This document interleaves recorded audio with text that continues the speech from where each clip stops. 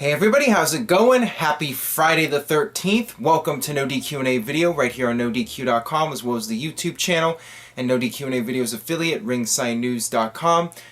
We are now just a little over a week away until Survivor Series where we will crown a new WWE champion. Got your questions, so let's get started today with the first one from Kevin Zwicker. Gun to your head with Rollins gone. What do you think will be the WrestleMania 32 main event? Please answer in video. With a gun to my head, I think I would have to go with John Cena in the main event because of the fact that there have been so many injuries and it's looking like The Rock will not be part of WrestleMania. John Cena is WWE's biggest marquee star. I'm predicting he will be in the main event. At this point, I will go with Cena versus Roman Reigns, but I'm not sure of that. It could change between now and WrestleMania, depending on what happens at Survivor Series. But I sense that we'll have Cena versus Reigns because, think about it, that is one match where you might actually have fans cheering Roman Reigns over John Cena. But that's still a maybe. I would go with either Cena versus Reigns or Cena versus Undertaker, but I am predicting Cena to be in the main event. And this one comes from Eric Cruz. If Cena were to face Reigns at WrestleMania, would that be the perfect time to turn Cena heel and elevate Roman Reigns as the top babyface in WWE? Please answer in video. The problem is, if WWE turned John Cena before WrestleMania and Cena was the heel at WrestleMania, something tells me fans might actually cheer for John Cena over Roman Reigns. I think it's best, if they're going to do that match for WrestleMania, to keep John Cena as the same character that he's been over the past 10 years. And I think that that's your best chance of actually getting fans to root for Roman Reigns and get behind Reigns at WrestleMania. To me, that would be your most logical decision. And I got this question here from Nick. This is also regarding Cena and WrestleMania 32. Hey Aaron, would you like to see Undertaker versus John Cena at WrestleMania 32? I think it could be interesting. Please answer in video. I think this match should have been done years ago. I think it should have been done when The Undertaker still had his streak. I think The Undertaker's streak against John Cena, the guy that never loses, would have been a very appealing match for WrestleMania. Now it would still be a big deal because the two of them have never faced off one-on-one at WrestleMania. It would still be something special, but I don't feel it would be quite as special without The Undertaker's streak being on the line. If WWE was to do Undertaker and Cena, I've talked about this before in other videos, I think that they should do a submission match because John Cena is known for never giving up, and would The Undertaker really give up at his show WrestleMania? I think that that would be the best way to do Undertaker versus Cena if WWE ever does that match at this year's WrestleMania, or if they do it at a future WrestleMania. Alright, this one comes from Beast Slayer. Is WrestleMania 32 looking weak due to the fact that a few top superstars might not make it to WrestleMania?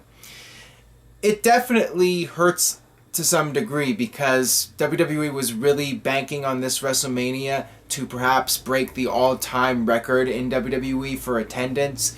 WWE is hoping they can get 85,000, 90,000 people in that building and then just make up a number saying they have 100,000 people in the building, which is still very much a possibility. The WrestleMania ticket sales are doing really well, and WWE should be able to fill that place, I think, for WrestleMania. But it would have helped them if they had that one match to put it over the top, and they don't have that right now. If they had Ronda Rousey and The Rock, if they were able to do that mixed tag match, that would have been your blockbuster WrestleMania match to help set the all-time record. Without that, it's going to be difficult, and now Rollins is out of the picture. Really, John Cena against a major superstar is your best bet. As much as people don't like John Cena, he is still a major draw for WWE, and that would be WWE's best option. But yeah, it's definitely hurting that several guys are out of action, and Randy Orton's looking unlikely for WrestleMania. But with Brock, with John Cena, with the right matches, I feel they still have a good shot of breaking the attendance record all time in WWE. Alright, this one comes from Jake Anderson. Please answer in video. Do you think if Daniel Bryan was to never wrestle again, that one day he will be in the Hall of Fame? Absolutely, 100%. I am certain, unless Daniel Bryan does something horrific in his personal life, he will absolutely be going into the Hall of Fame one day. Definitely too soon for that to happen. Although, with Edge, he did go in right after he retired. It could happen if Daniel Bryan is completely done with wrestling. I could see him going in the next year or two if WWE is really desperate for a Hall of Fame main eventer. But that's only if it's a sure thing Bryan's done and he's not going to come back at some point. Alright, this one comes from Colin James. Please answer a NoDQ video. Why do you think WrestleMania 18 is often overlooked as one of the top WrestleManias of all time? Thanks. Simple answer is it was a one-match show. It was all about Hogan versus The Rock. That was the match that defined that WrestleMania. Everything else was largely forgettable. I do feel that Ric Flair versus Undertaker was a very good match, and Triple H versus Jericho was good, but it was not able to follow Hogan and Rock. It didn't have nearly as much of an impact as it should have, being the WWE World Heavyweight title match in the main event in Chris Jericho's home country, and with Triple H's big comeback. It should have been a bigger deal than it was. It was still a good WrestleMania, but I would not put it in the top 5 greatest WrestleManias of all time, that's for sure. Alright, this one comes from @MrPanda316. Hey Aaron, was there ever a point in time you thought TNA could compete with WWE?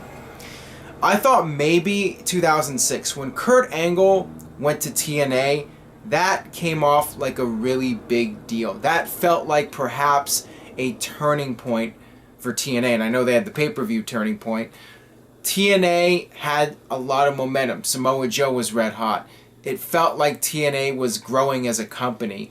And I remember a few months after Angle debuted, you even had fans chanting TNA at Raw when they did that Rosie O'Donnell, Donald Trump, that fake match between the two actors. The crowd actually broke out in a TNA chant. I believe that's the only time that an audible TNA chant was heard on WWE television. So yeah, around the end of 2006, early 2007, I felt TNA really had a shot at competing seriously with WWE. And maybe a little bit again right before Hogan and Bischoff came in, the end of 2009, when the announcement was made about Hogan, and you had TNA doing the rematch of Joe and Daniels and AJ Styles, and then they did the Angle match with Desmond Wolfe. That was an awesome match. Right around November, December 2009, it felt like TNA had a lot of momentum. But then once Hogan and Bischoff came in, I realized right away it wasn't going to work out for TNA. Alright, this one comes from Jared J. Smith.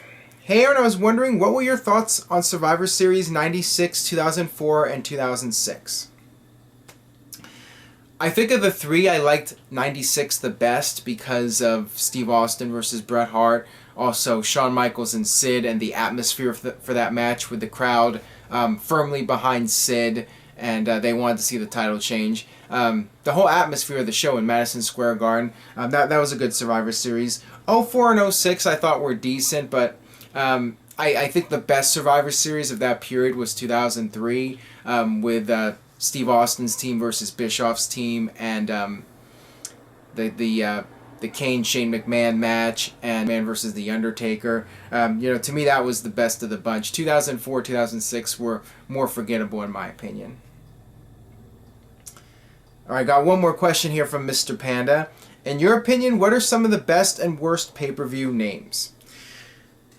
I think for the most part the names are good. I like Backlash, I like Armageddon, I like Unforgiven. Those are good pay-per-view names for wrestling. The really bad ones, Over the Limit, Battleground, there were a lot of bad ones. Fastlane is a terrible name for a pay-per-view.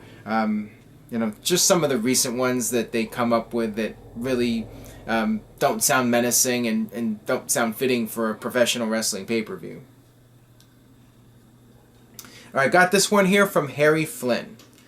Would you like to see Kurt Angle versus Del Rio in a USA versus Mex America feud? No. If Kurt Angle ever comes back to WWE, I want to see him against guys like Daniel Bryan, Cesaro, Seth Rollins.